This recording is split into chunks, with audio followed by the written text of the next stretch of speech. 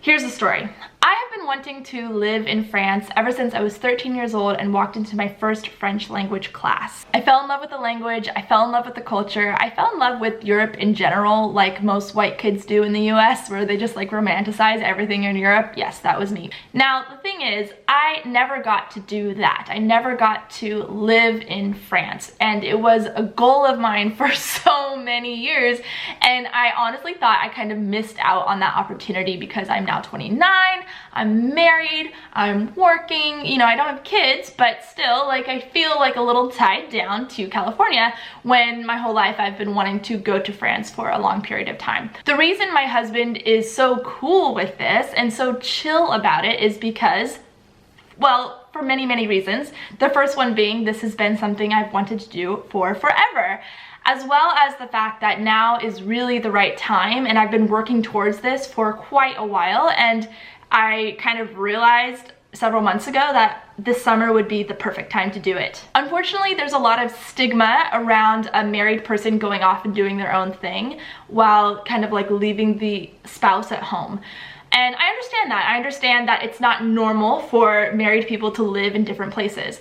But I actually know several married couples who are strong couples, they have a good relationship, and they're older than me, who either are long distance right now, like permanently, like they live in different states but they're married and they're happy.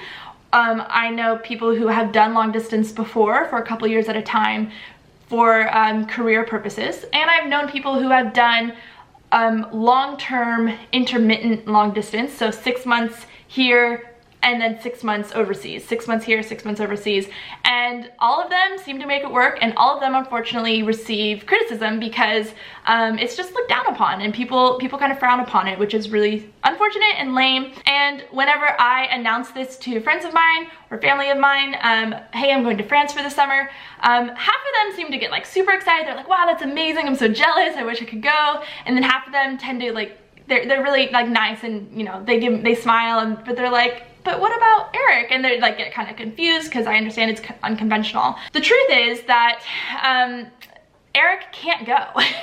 He is a structural engineer and he loves his job. He loves the company that he works for. He's very loyal to that company and he doesn't want to do anything to jeopardize that and just like take off for the summer. So obviously he's gonna stay in California and continue working in this job that he loves. I, on the other hand, have set up my life so that I can do something like this. In fact, right after college, I got certified to teach ESL, like many Americans do, because they have this dream of like traveling and living abroad. My dream was to go to France or to the French-speaking part of Switzerland so that I can finally become fluent in French, finally perfect my language skills, but that completely fell through because France and most of Europe, they do not want to hire Americans, especially for a job that someone from Britain can do because of the visa situation. So when I tried to find a job, I could not. I literally could not. I worked for many months on it and it was impossible. So what I did when I was 22 years old, after I graduated, I ended up finding a job in Italy as an au pair. I was supposed to be there for a year, only there for 3 months because of a visa problem. That was kind of like my thing. That was what I got to do when I was disappointed because I wanted to be in a French-speaking part of the world, but instead I learned Italian and I practiced Italian and it was fun.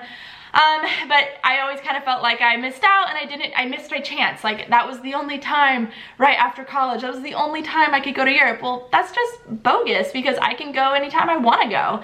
It's just that now it turns out is the right time for me to actually make it happen, which is so weird. I like never expected it to come around again. Now, there are many reasons why now is the right time.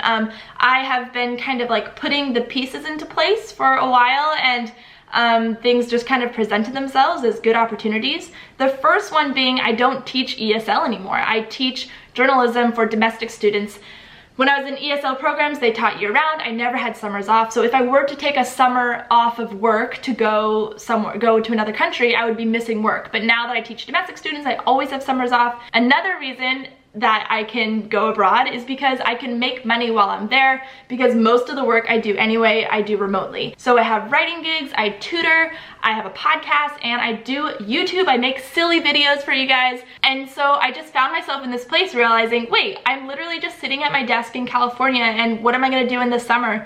Not leave. Like, I have this opportunity where I can go finally do what I want to do. Finally, this is the first time I've ever been able to do that, and for it to actually make sense. Another amazing thing that just happened to kind of coincide is the fact that we are currently living with my family and not paying rent in California. So going to France and paying rent for an apartment in France, it wouldn't make sense for us to pay rent in two places. Another good thing about us living with my family right now is the fact that when I leave, Eric's not gonna be alone in an apartment trying to take care of himself and be alone and trying to take care of a household all by himself. And my mom can make him food, which is really handy because I normally make all the food, so it's not like I'm just like abandoning him alone. Do you know what I mean? Another reason we can make this work is because we have a really strong relationship. I think that if I were to do this, you know, 3 or 4 years ago, it might have been a little bit of a disaster, but we are in a really great place right now. We've matured a lot and we've grown, and our relationship is just super strong. And we've had people that we really trust and know us really well tell us, hey, you guys can totally do this. You guys have a super strong relationship. So we're not worried in that department. We've done it before, actually. When I went to Italy, that was the first 3 months of me and Eric's relationship. So the very beginning of our relationship was long distance, and so we know how hard it is. Also, the fact that I'm going with a friend doesn't hurt, because I think it kind of helps Eric to know, okay, my wife isn't just like alone in another country. She's gonna be with someone that we know and love, and we're very close. Now, I do have to say, I think the biggest reason, and it sounds very cheesy, but the biggest reason Eric is cool with it is because he knows that this is something I want, and he wants me to be happy. And I think the sign of a good relationship is that you want each other to be happy, even if it involves sacrifice on your part. There are things that I sacrifice for him because I know it makes him really happy, you know? Like, we sacrifice for each other, we make compromises, and he just knows I have been wanting this for so long, and I didn't want to do 3 months. I wanted to do a year or 2 years in France, and for me, obviously, I'm not going to do that. I'm doing a summer, which is small and temporary, but I am so lucky and fortunate that I have a husband who wants me to be happy, and a partner in life who wants to work alongside me equally and support me in the things I want to do while I support him in the things that he wants to do, because we want very different things. A lot of couples have like the same goal and they're working towards the same thing all the time. Well, that's not the case for us. We joke that we are so different. We literally have nothing in common except for the fact that we like to hike and camp. There's like nothing else that we have in common, which I know sounds crazy, but a lot of couples are like that, where you love each other so much and you get along really well and you're compatible, but you don't have the same desires in life.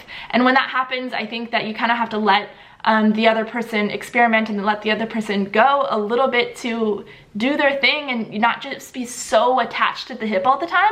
When couples are attached to the hip, I think that's fine, that's amazing. There's so many ways to be in a relationship, and I think that's what we forget. So guys, listen, I am so pumped about going to France for the summer, obviously. Oh my gosh, I'm so excited. To answer a question I know that I'm going to get is like, can we meet up? Yes, absolutely. I would love to hang out with you. I'm counting on you to be my friend, because I'll only have like a couple friends that I know in France, and I want to see you guys and I want to hang out, and I'm so excited to like freshen up my channel a little bit, to make videos about France. I have so many ideas, about 50 ideas of videos that I want to make while I'm there, but if you have suggestions, please let me know. I'm very, very jazzed. I'm going to make another video about like how I'm managing to save and how I'm planning to make this trip happen. And above all, I don't want to get too sappy, but I want to say a thank you to all of you guys. I just want you to know, when you comment, like, I see your comments and I really appreciate it, even though I don't respond all the time.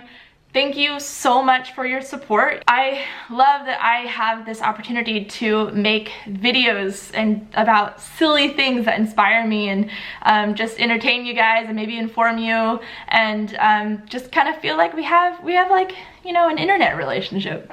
We all have a long distance relationship. Anyway, so grateful for you, and obviously for my husband. Au revoir.